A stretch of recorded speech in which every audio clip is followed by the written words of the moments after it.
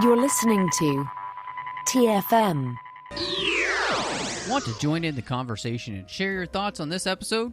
Join the Babel Conference, our listeners' discussion group on Facebook. Just type BABEL into the Facebook search field, and we'll look forward to seeing you there.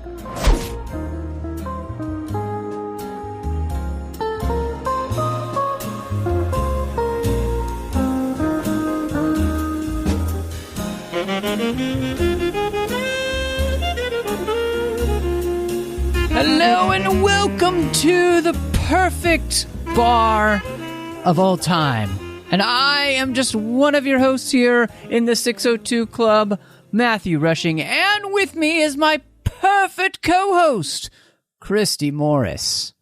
'Cause you gotta have friends. Stop singing! Oh, man. Well, I'm really excited that we're going to be talking about this movie. And in all honesty, it's really fun that I actually hadn't seen Shrek in quite a long time. So it was just a blast to rewatch it last night. And actually, we ended up having some friends over to watch it with us. And yeah, it turned into a little party. So yeah, it was great. But before we dive into talking about the film, of course, you can find us wherever you do get your podcasts and consume them. And wherever that is, it would be great if you would hit the subscribe button to subscribe to the show. So you'll get all of the shows here on the feed as soon as they drop. So that includes the 602 Club, as well as Assembling Avengers and Snyder Cuts. You'll also be able to give us a star rating review on places like Apple Podcasts or Spotify, which is really nice because it helps other people find the show, helps us grow. Of course, you can also find us on social media. We would love if you would follow us at the 602 Club. We've been having a blast just talking to people recently about all sorts of different things going on. Of course, the shows as well. You can also find us on Instagram at the 602 Club TFM. You can follow the entire network on Facebook at facebook.com/TrekFM. And if you want to talk to listeners from all over the world about the different shows that are happening, as well as the 602 Club, you can find us in the Babel Conference, which is our listeners' discussion group on Facebook that you can find by typing into the search field. You can also go over to Trek.fm and see all of the shows we're doing. There's a contact section there as well if you'd like to send us an email. And last but not least, really importantly, we would love it if you would support us on Patreon to make sure that all of the shows can keep coming to you each and every week, especially the 602 Club. And Christy and I, we've got some special bonus content that is only going to be going to patrons. And that first episode is going to be coming here right at the end of the year.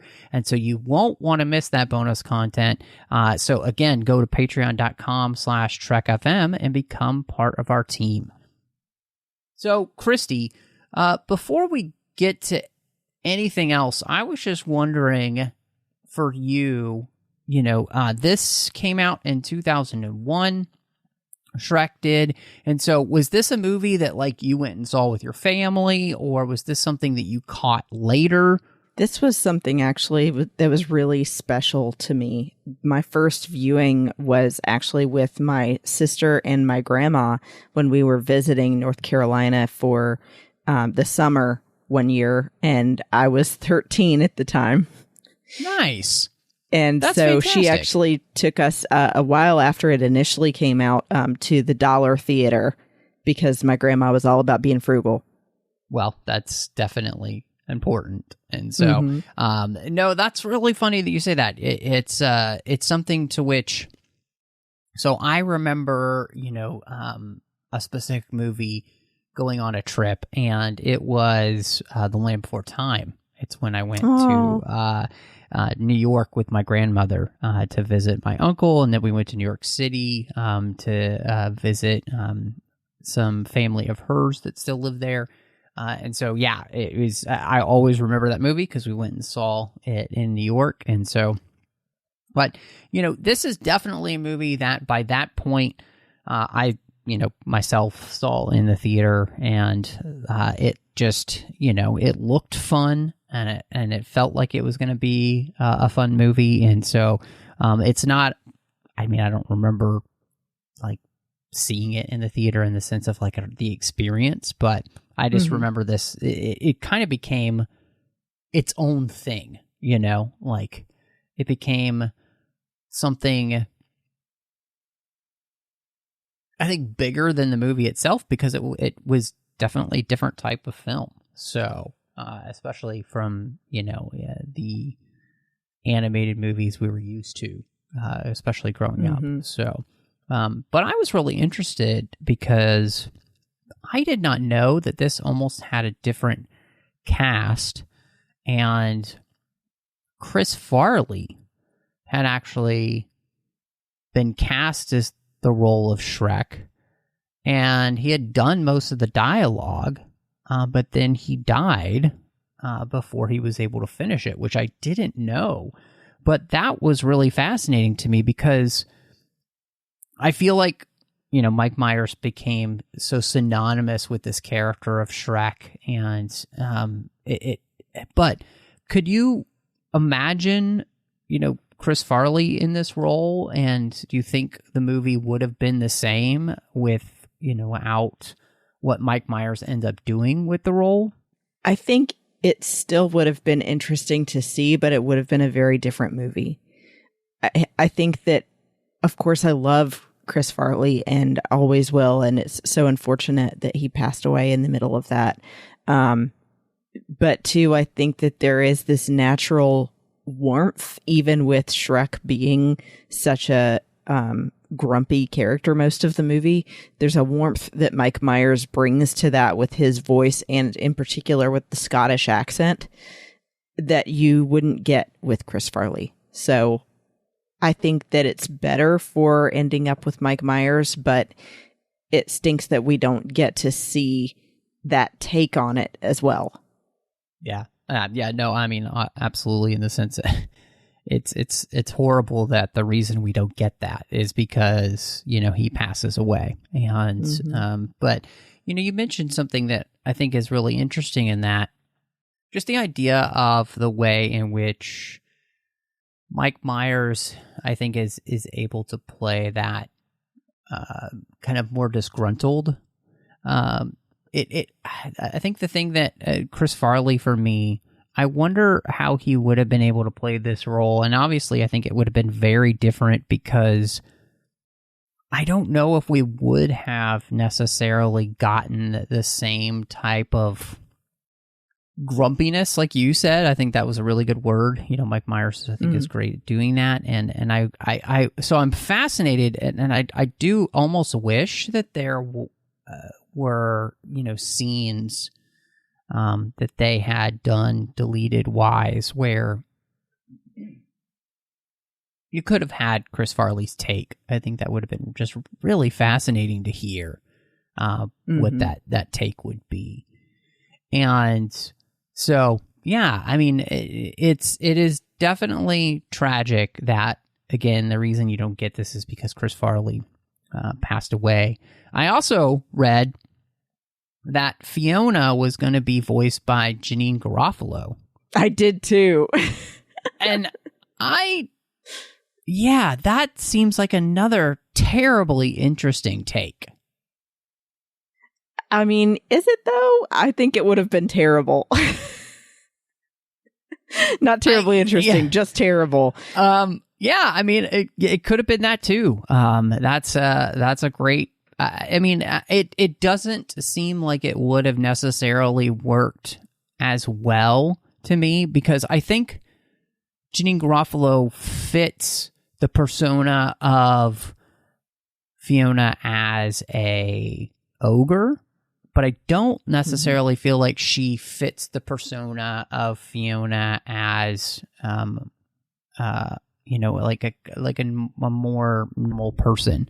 That has nothing to do with against Janeane Garofalo. It's just the way that I think, you know, her voice sounds.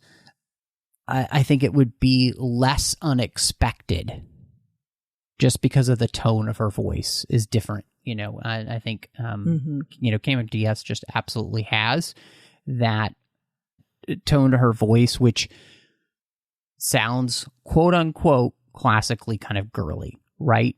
And I think that's what you need, I think, for the surprise to actually work. So yeah, I don't think it would have been. I don't react quite as strongly as you do, but I do think that it ends up being a much better choice in the end and works better for the film. For Gamer Diaz to be there. So, well, and I'll say like that's really the main reason that I say that is that, for one, I do think that Janine Garofalo can have a much deeper voice that I don't necessarily think works as well for the princess version of Fiona, like you said. Right. And two, she has played a lot of roles that were very dark or troubled characters and things like that, which I think suit her style. But I don't think you would have wanted to go that direction with this character, obviously. So that's the reason that I feel like it's just a mismatch when you think of her replacing Cameron Diaz as Fiona.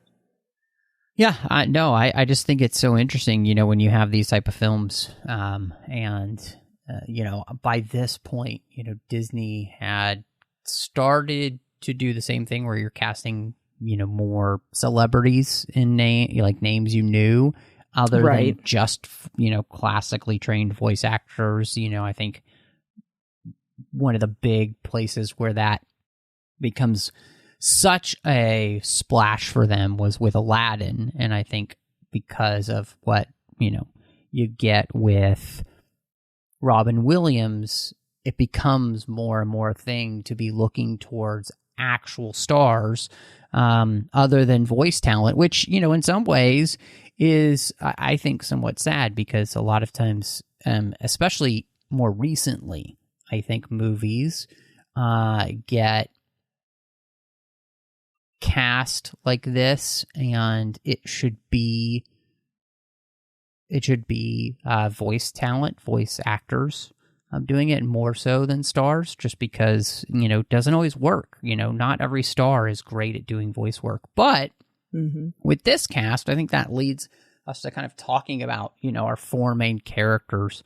And, I think one of the things that makes this so iconic now is that, Mike Myers decides to do this with that, kind of...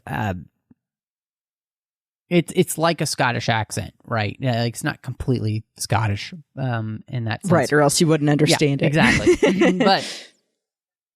But I think there's something about doing that just added, I think, this whole level to that character that I think it's one of the things to me that almost gives it that fairy tale-ness without having to do anything else, to his voice. And I think it really added something to the character, and it made it feel, again, slightly more fairy tale-like to have him use that type of accent. And then, in all honesty, I think to me, Mike Myers was really good with his voice in portraying all of the emotions that the character of Shrek is going through, which is such an important part of this story, because he's really that linchpin of selling, I think, the most heartfelt moments of this film, really. For sure. I mean, he and Eddie Murphy, I think, obviously carry most of the movie because they are most of what it's centered around. They're most of the movie. Yeah. But they also, the two of them together, it's so funny. I couldn't picture anyone else voicing those characters at this point because of even the way that they were able to kind of play off of each other. Even if they weren't recording at the same time, it feels like they have a good chemistry. And I think that, like you said, you kind of imagine a certain voice that you would like read a fairy tale bedtime story to a child. And I think that although you wouldn't initially picture it being somewhat Scottish, it feels right. And it's funny, you actually, if you read more about how he came up with that, it was because his own grandmother was Scottish, and he was inspired by hearing her read to him. So I thought that was nice. Is great. I mean, because yeah, I think, there's obviously a big part of this movie. We'll talk about how it's a little very, different or whatever. But I think this is one of the things that grounds it and gives it that sense of familiarity, and part of that is just having this character in an accent who begins the story, and then we continue on in the story with him. And I think it was a phenomenal choice, and I think he was a phenomenal choice to replace Chris Farley after his passing. I mean, I think he really helps make this role his own, and I think he just is the right person to carry this movie emotionally, and I think part of that too is just that, Mike Myers is in many ways a lot like Shrek, right? He's not like the leading man, right? You're not casting somebody, like a Tom Cruise or something like that to do that, and because Mike Myers has even made fun of that whole idea of his own persona, right? In films that he's done, like, Sorry, I Married an Axe Murderer and all that kind of stuff, because of that. And so I think he's able to really key into the emotional resonance of the character, just because he completely gets it and completely understands it, which is honestly, too, I think one of the places why maybe they had gone to Chris Farley as well, because I think Chris Farley could have brought that to the role, too. So, yeah, I think Myers is great. And you mentioned Eddie Murphy there in the role as Donkey, and it does feel like at this point that it would be very difficult to imagine anybody else in this role. I mean, he is that character.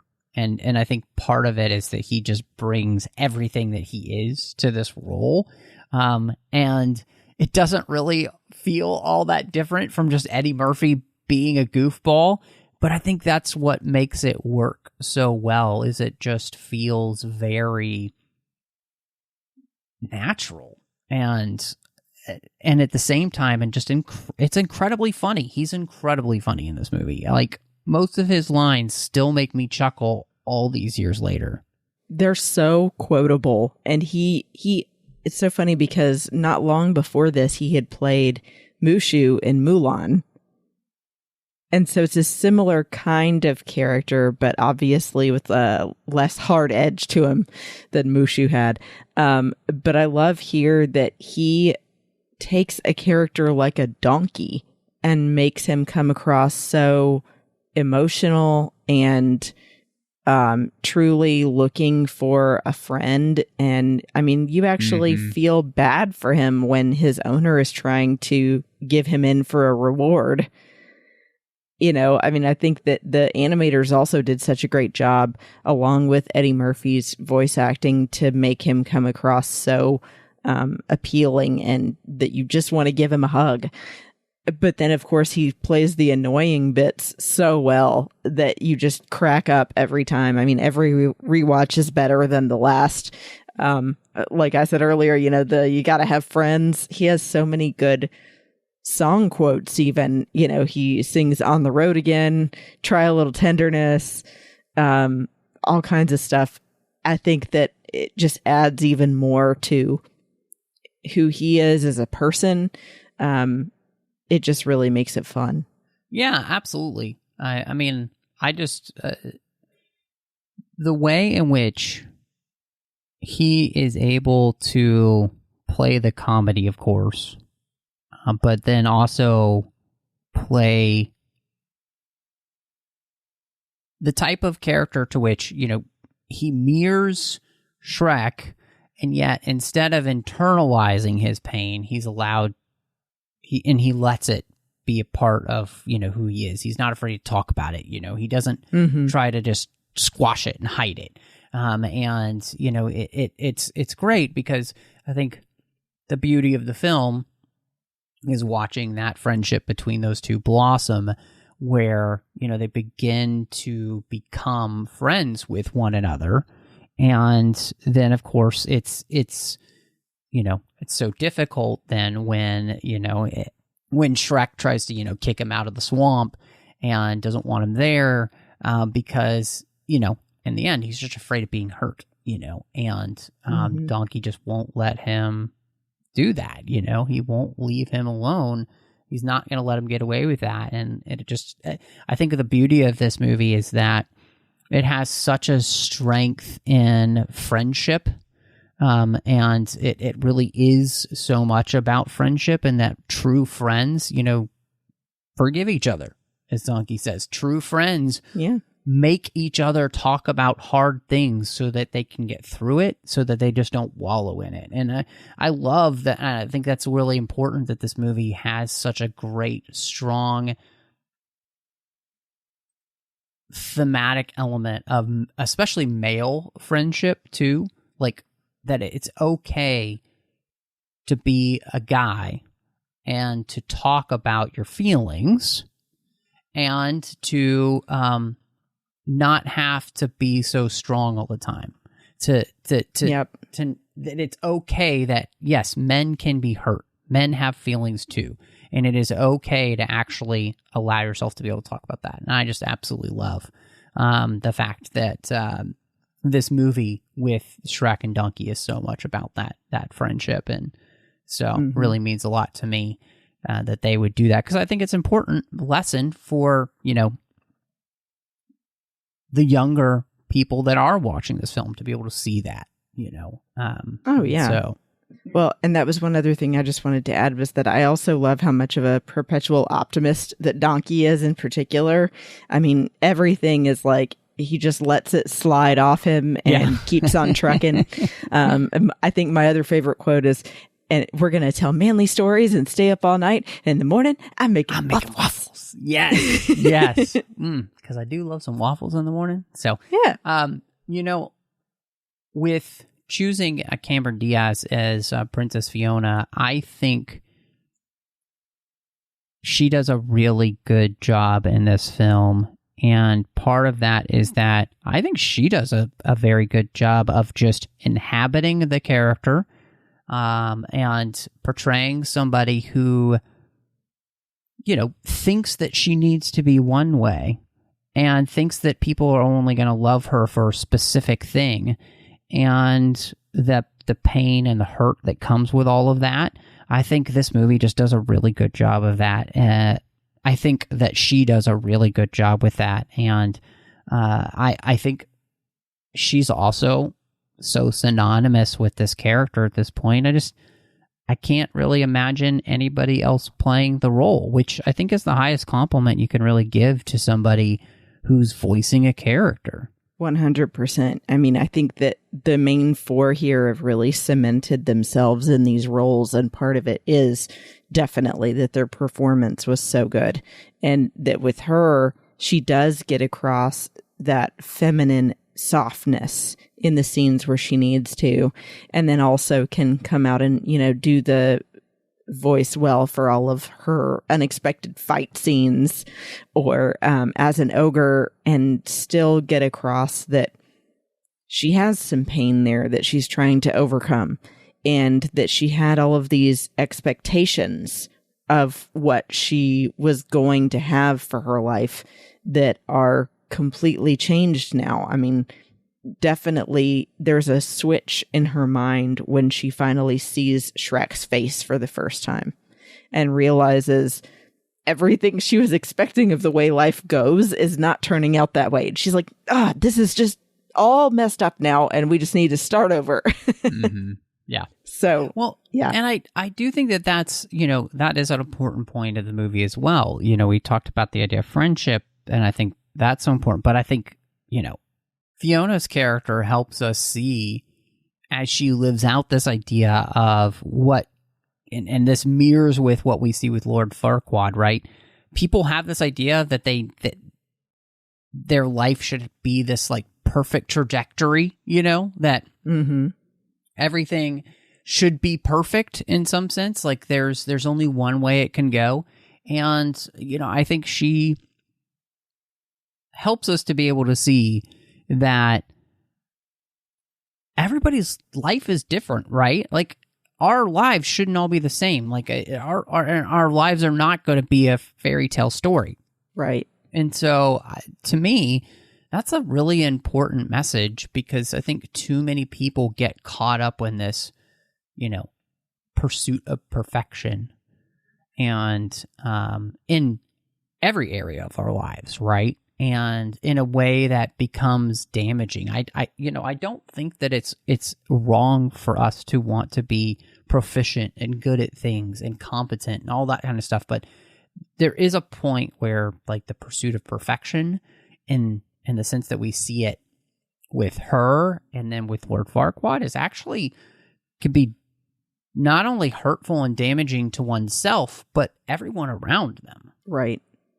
Well, and I think that obviously we'll get to more of that in a minute, but just in general, they really are trying to teach kids and also kind of remind adults that life isn't always going to go the way that you expect it to, or the way that you initially wanted. Right. But that's okay.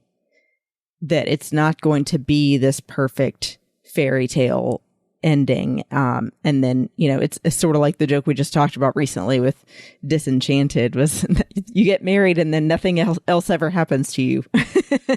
Right. It's like, right. He rescues you and then you get married and then nothing else ever happens. You live happily ever after, the end.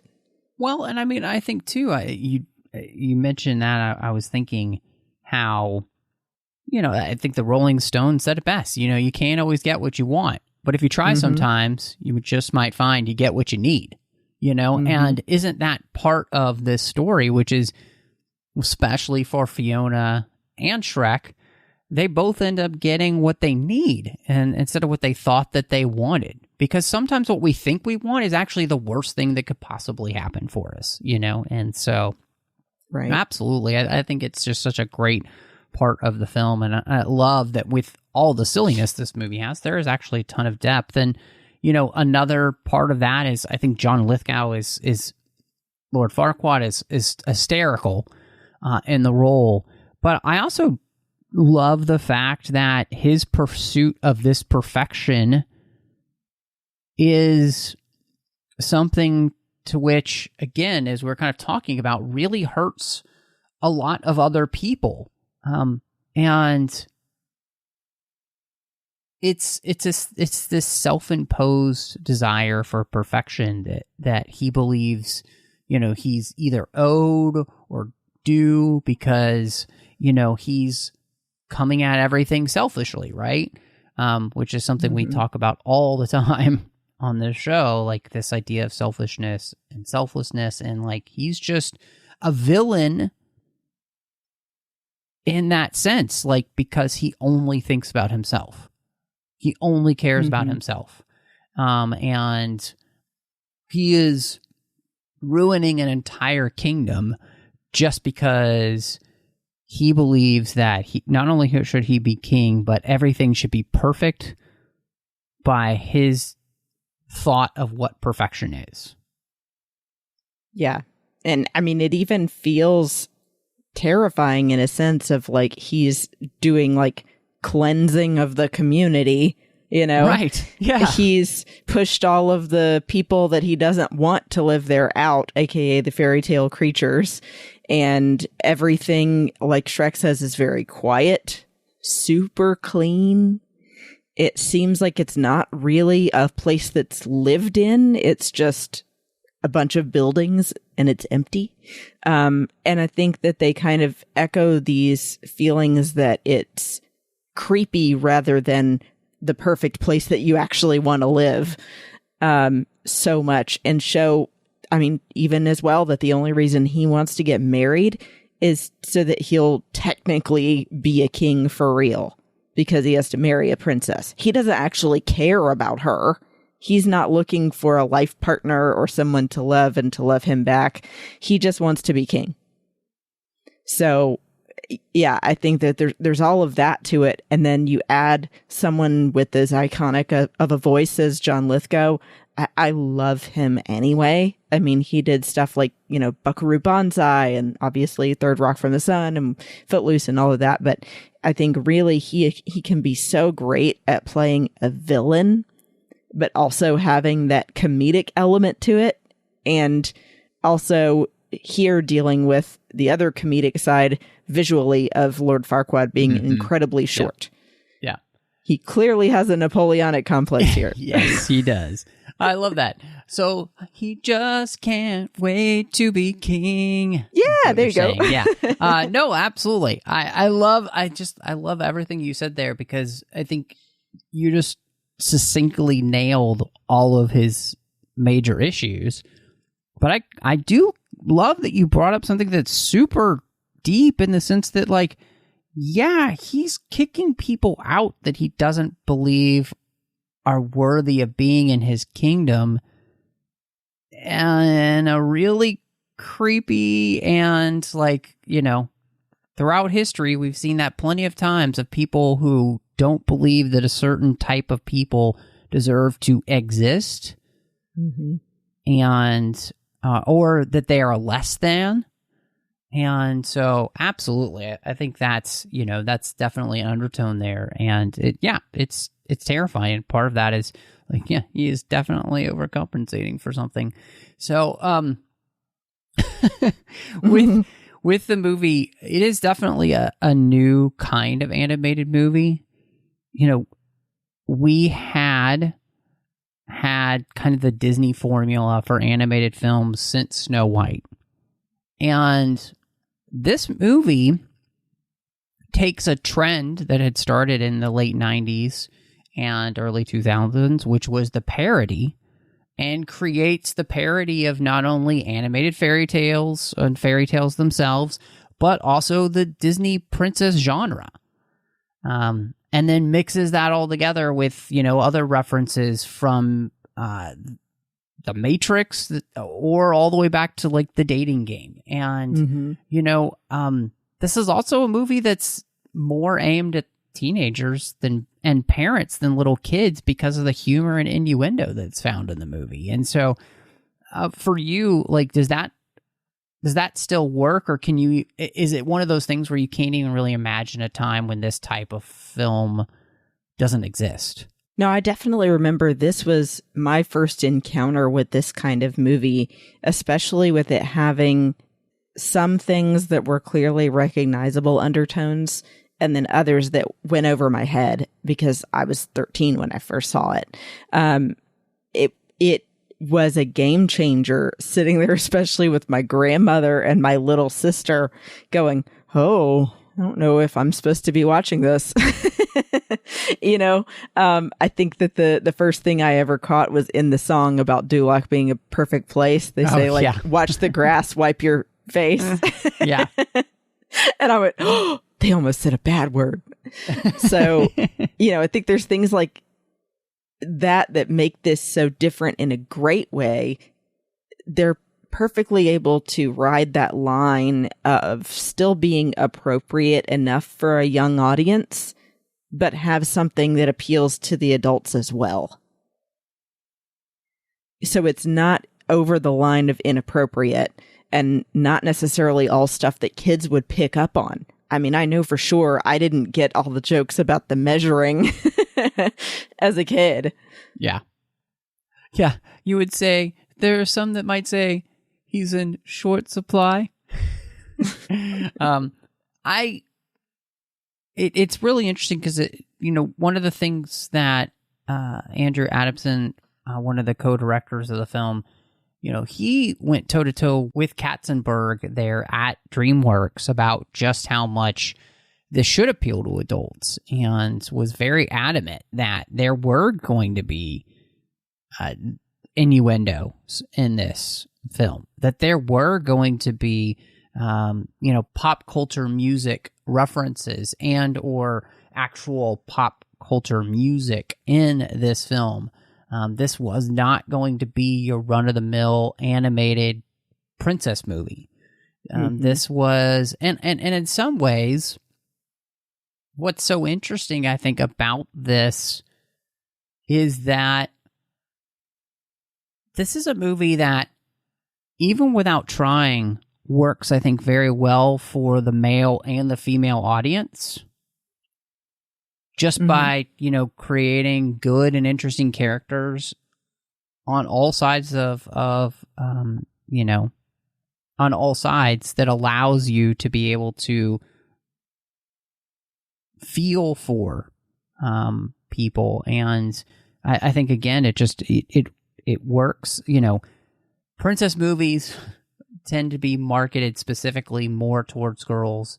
Movie like Toy Story, more towards boys, quote unquote. And this movie, I think it's just, they do a great job telling a story that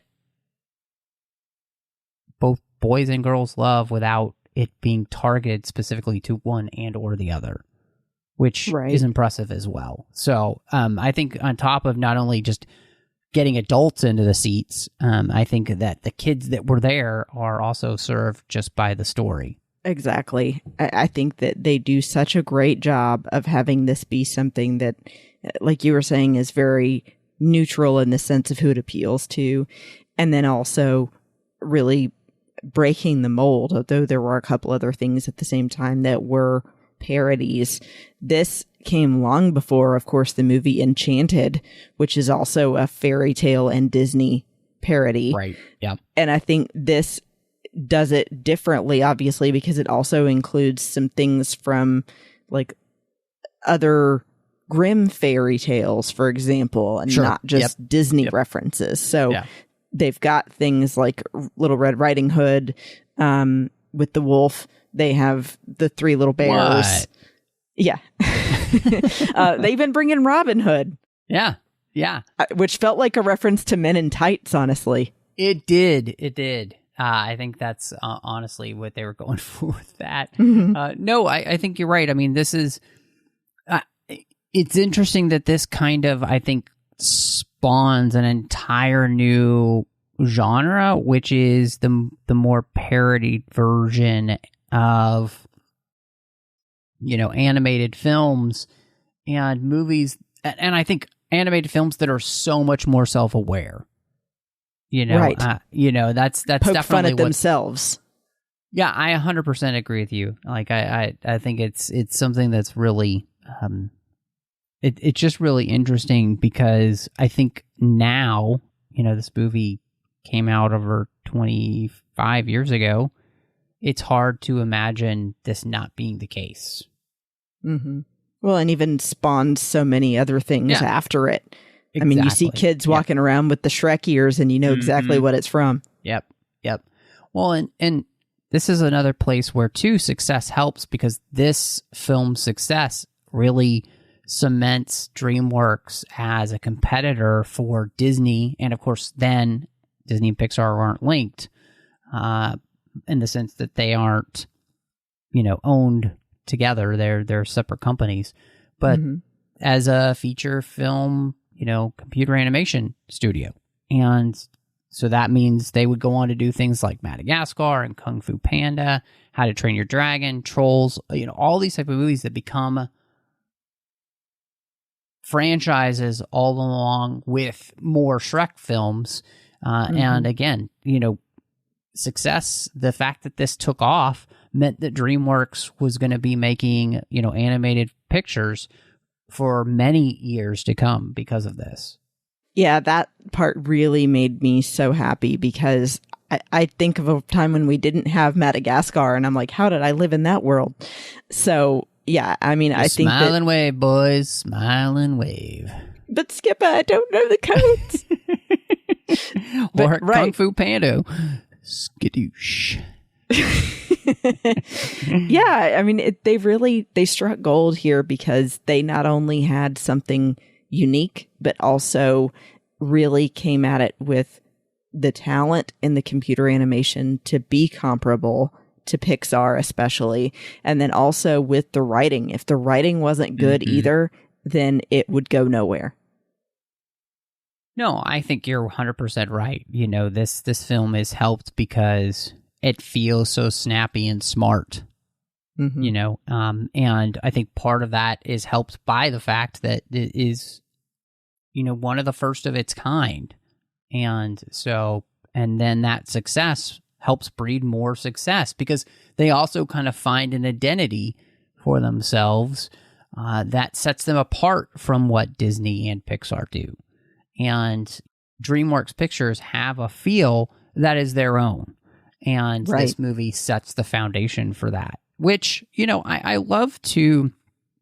We've talked about some of the themes in the film, but I really still always touched by this idea of, layers and not judging people before you actually get to know them. And I feel like this film is just, in this theme, is even more important now because this seems to just be the thing that happens all the time, of people just snap judging people and othering people in a way that is just truly horrendous. And of course, social media has not helped that. And it's only been amplified. And so in some ways, I think the thematic element of this film in the idea of not judging others until you actually know them, because there's more than meets the eye to people, is just so profound. And so rewatching this, I was just struck by this is even more important now, I feel like, than it was then. I mean, it's always been important, but it just feels like even more so now. Right. Like you have people using things like social media for mostly the superficial, but then at least there started to be some headway with people really using it more as a tool to share more profound content, which I'm glad about. But I do think you see that so well here, representing both the physical and the emotional aspect of people having layers. Of saying, initially when Shrek brings it up, he's talking not about how he looks, but about who he is. That there's more to him than just the gruff outside, the hard exterior to protect him from getting hurt emotionally. And I like that they continue to play on that theme and do it with all of the characters and not just Shrek. So I did want to bring that up as well. I like that they do talk about it, dealing with, especially with Fiona and Shrek, not liking how they look or feeling like they scare people, but also it dealing so much with protecting your heart from being hurt and making sure that you can trust people and having more to you on the inside than what meets the eye as well. The whole thing is that in the end, what matters with people is what's on the inside and their actions. It's not what's on the outside. And the only way that you can really get to know those things is by getting to know them and spending time with them. And then your, reaction to somebody is based on actual evidence, actual experience, rather than just this, I perceive someone to be like this because of something I saw in a place where, like social media or whatever, and where most things aren't real anyway, nobody's really being their true selves. And that's where it just comes down to that relational aspect of getting to know one another, spending time with one another, and actually giving people the chance to show you who they are. And this whole movie is about that, and I love it. And I think it's still really, really important. So it was fun to be able to rewatch it and be just reminded of, like, I think one of the reasons that people did gravitate towards this movie, and it wasn't just because it was funny. I think it does kind of get everybody on that more emotional level. Because I think everybody's felt like that before, right? That somebody's judging you or treating you in a certain way, and they don't really know you. They're just reacting to something that may or may not even be in your control. And, I mean, talking about all the things that have layers, nobody's going to tell you they don't like a parfait. Nobody don't like no parfait. I mean, maybe the best dang thing on the whole damn planet. So, right? Yeah. Well, we talked a little bit earlier about the idea of the soundtrack and the music. And of course, this movie is not a musical in the Disney animated feature film sense.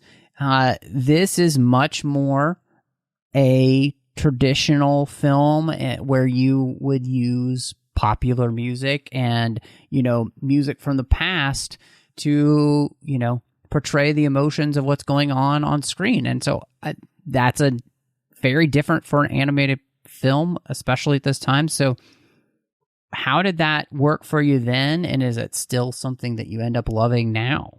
That is something that initially really surprises people seeing this movie for the first time, because you do naturally expect animated films, or initially at that time, computer animation films like this, to be a musical, to be, the characters singing about what they're doing as they're doing it, and maybe have classically trained singers singing that, and it be more of a score rather than a soundtrack with pop music.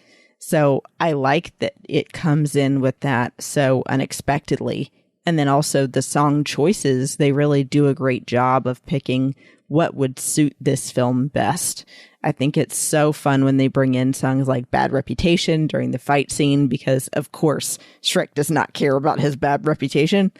Or, the song Hallelujah, I thought fit so well with the emotion of those scenes of him debating on whether or not he cares for Fiona and could actually be with her or not. So I do think that they make some great choices as well with making sure the music fit the movie and fit the scenes they put it with. Yeah, I mean, this movie is so iconic in that sense. Everybody knows All Star, and everybody thinks of Hallelujah or I'm a Believer. All of those things have become just kind of synonymous with this film, and I think one of the beauties of a movie is when the soundtrack choices, especially if it's pop music, and how regardless of when you are hear that song later on, you think of that movie. Right. And I think Shrek did that. I can't think of All Star without thinking of this film.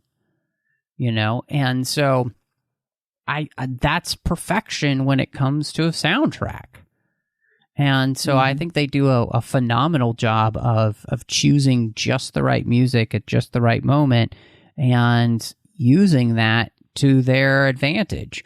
And it is really fun because it is different. And again, I think one of the things is they just set themselves apart from, what they're parodying in a way that I think really, really works. And I think this is just one of those places, in all honesty, where the merging of what's happening on screen and music really comes together to make something special. Also, I think that's the thing that helps this be something that does feel more adult, because you are using music that you probably wouldn't be using in a movie that's made only for kids or specifically for kids, like Bad Reputation. It's not a song that you would hear, at least at that point in a Disney animated feature. So, 100%. I think I love it, and I still love it, and I still think it works every single time. So, Christy, I can't wait to see where you end up on your ratings with this movie, because I don't feel like we've really had anything bad to say about the movie. So the only thing that kind of bothers me about the movie, but I can't give it too hard of a time, is that, of course, this was still early days of the computer animation for movies like this, in the detail that they had to do it. And on the rewatch, you can kind of tell there's a difference in seeing how Donkey and Shrek look, and with the lighting, or when they get wet, there's some things like that are hard to animate that look better in movies now. So I knock it off a little bit for that, but not too much. So I still give it a 4.5 out of 5 dancing donkeys, because it's still so much fun to rewatch. And like I said, has that special memory for me of seeing it for the first time with my grandmother and sister. And my grandmother's no longer with us. So it's something that I'll always carry with me. And something that, you know, I eventually want to watch with my niece and nephew. So it does have a lot of really incredible things going for it in spite of that one little critique. Mm-hmm. Yeah, it is a thing which I noticed as well, especially watching it in 4K this time. And yet I was still pretty stunned by what they could do, especially since, you know, you think before this, it's Toy Story. And so this is even a level above that. And I think they did a really great job with what they could do at the time. I also feel like this is a 4.5 out of 5 gumdrop buttons. Not buttons. My gumdrop buttons. Okay. The Muffin Man! I'll tell you. Do you know the Muffin Man? The Muffin Man? Yes, the whole scene is fantastic. Don't tell him anything! You're a monster! Oh, gosh. Like, half the best lines are from him. It's great. Anyway, but I was struck by rewatching this film how much I really enjoyed it. And it's a lot of fun. And it still holds up. And it still has, I think, really good things to say. And so, this movie, 4.5 out of 5 for me. So, Christy, before we get out of here, though, what would you like to recommend to everybody this week for your recommendation? So I've been rewatching a lot of things lately, not as much new content. So I just wanted to recommend something that I always watch around the holiday season that warms my heart, and I hope everyone gets a chance to see it at some point. And that is the 1964 version of Rudolph the Red-Nosed Reindeer, the stop motion animation movie, because it's such a cool way of doing that kind of kids movie in general, like the look of it. And has some really great music. Still to this day, I sing the song Silver and Gold with my mom.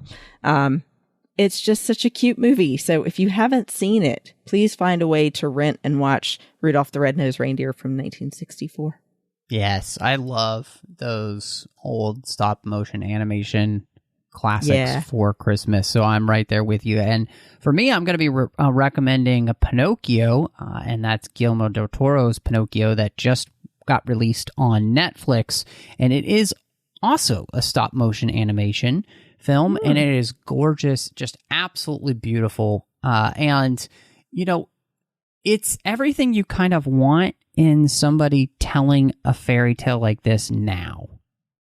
And Disney is been known recently for remaking their films, their animated features in live action, and really, I think, doing a disservice to everybody by not actually doing anything different with the movies for the most part, or really making them you feel like, oh yeah, you needed to remake that. But this, Guillermo del Toro is a fantastic filmmaker, and I think he does a brilliant job with this movie and giving a new spin to it, and I absolutely loved it. Part of that, too, is just it's absolutely gorgeous to watch, and so I highly recommend checking out his version of Pinocchio there on Netflix. But, Christy, if anybody wants to catch up with you, see what else you've got going on these days, especially during the holiday season that we're in as we're recording, where can people find you?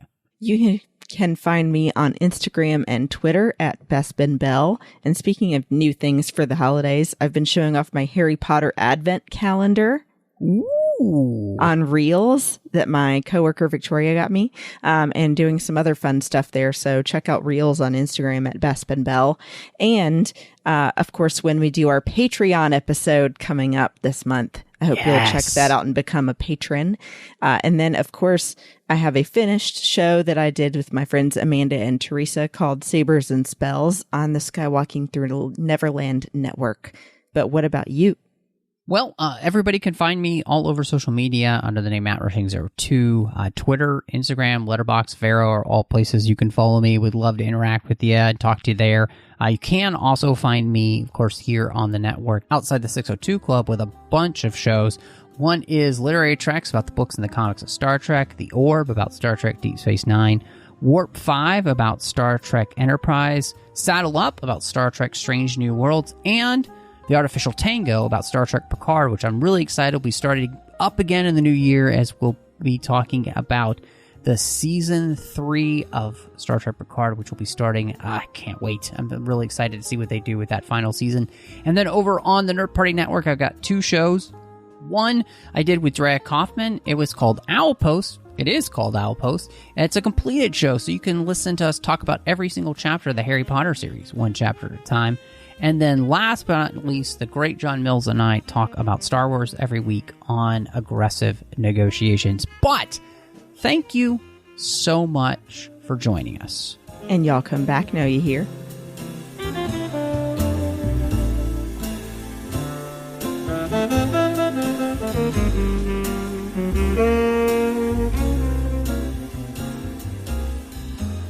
Thank you.